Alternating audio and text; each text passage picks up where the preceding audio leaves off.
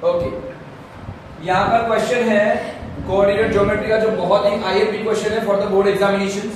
अगर board examination में ऐसे क्वेश्चन आएंगे, ठीक है, यहाँ पर ऐसा क्वेश्चन है कि भाई 4 वर्टाइसेस दिए, ए बी सी डी हमने नाम दे दिया है, और 4 vertices of the vertices of the parallelogram ऐसा बोला है, and find the value of the X and Y, मतलब यहाँ पे कोई वैल्यू मिसिंग दी है।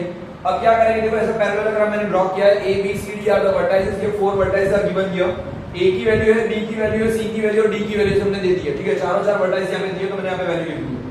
अब यहाँ पे बोला है कि they are the vertices of the parallelogram, मैंने यहाँ पे बना दिया कि ये ऑलरेडी बोल दिया है क्वेश्चन के अंदर कि ये वर्टाइसेस है पैरेललोग्राम के ही है।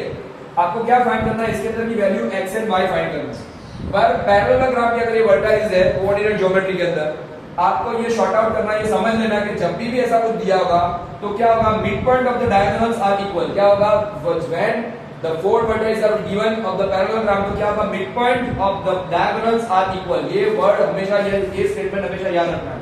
क्या याद रखना है, mid point of the diagonal. अब बोलेंगे सर डायगोनल क्या है और मिड पॉइंट क्या है, देखो इसका डायगोनल है यहाँ से AC, इसका डायगोनल है BD, और उसका जो मिड पॉइंट होगा वो दोनों इक्वल होंगे, ऐसा बोला है, तभी हमको x एंड y मिलेगा।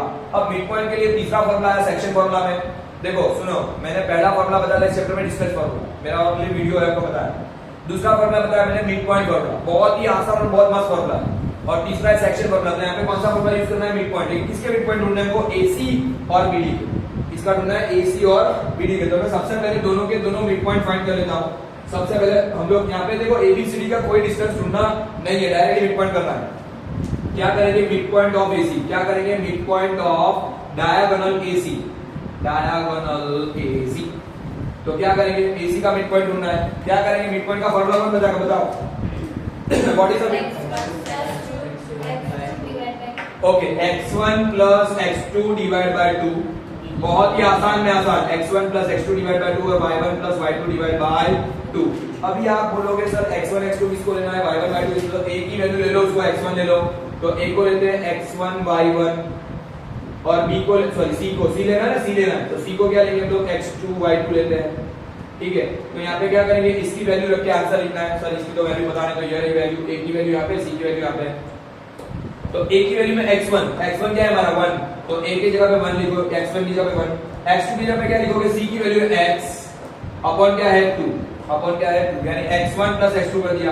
y1 कितना है, y1 कहाँ है यहाँ पे, तो y1 आएगा 2 और y2 क्या आएगा हमारे पास 6 अपॉन 2, ठीक है, 6 अपॉन 2, ठीक है। तो ऐसा बन जाएगा, यहाँ पे हो जाएगा x प्लस 1 बाई 2, और यहाँ पे क्या आएगा 6 प्लस 2 कितना होगा 8 अपॉन 2, और 8 बाई 2 क्या हो जाएगा हमारा, कट करेंगे तो यहाँ पे आ जाएगा 4, तो यहाँ पे आंसर बनेगा x प्लस 1 बाई 2, और यहाँ पे आएगा 4, क्या आएगा 4। This is the mid point of AC, ये पहला नंबर हमने ढूंढा है।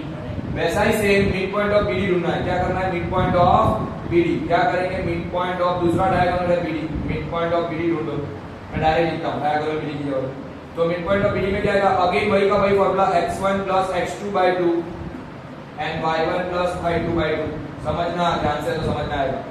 तो क्या करना है, अभी मिड पॉइंट ऑफ BD और AC ढूंढ रहे हैं। अब यहाँ पे क्या करना है, अभी x1 x2 कौन बन जाएगा, b और d की वैल्यू लेनी है, इसकी वैल्यू लेनी है b और d की। तो यहाँ पे x1 क्या बनेगा, b की वैल्यू आएगी 4 प्लस x2 मतलब इसकी वैल्यू आएगी d की, कौन सा आएगा 3 बाई 2, ठीक है। अब यहाँ पे क्या है, y1 बाई 2, तो y1 क्या है हमारे पास, y है, b की वैल्यू, और y2 कितना है हमारे पास 3 5 है, तो 5 d की वैल्यू अपॉन 2, क्या बनेगा 4 प्लस 3 कितना होता है 7 अपॉन 2, और ये क्या बन जाएगा, वही का वही रहेगा y प्लस 5 बाई 2, ऐसा ही रहेगा, ठीक है।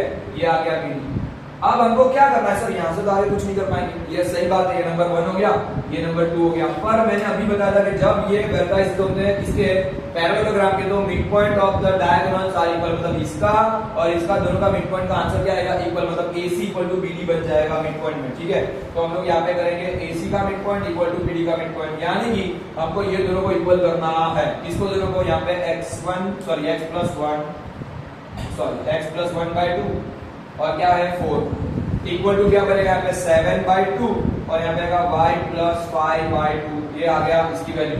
इसमें क्या करना है, दिस इज द x और ये y, ये है x और ये y, ठीक है ना।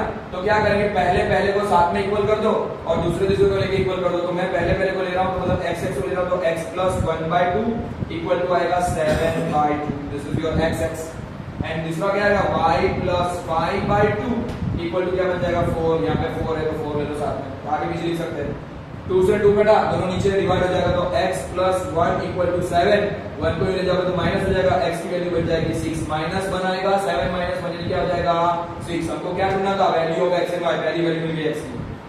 वैसे ही y ढूंढते तो ये क्या बन जाएगा, मल्टीप्लाई में चला जाएगा, डिवाइड में मल्टीप्लाई हो जाएगा तो y plus 5 इक्वल टू 4 2 सा कितना हो जाएगा 8।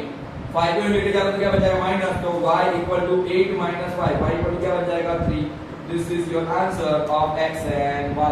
तो x की वैल्यू मिल गई 6, y की वैल्यू मिल गई 3। और ऐसे ही सवाल ज्यादातर बोर्ड में पूछे जाते हैं, बहुत ही ध्यान से सीख लेना। समझ में आ गया? Understood? Okay, yes, thank you so much.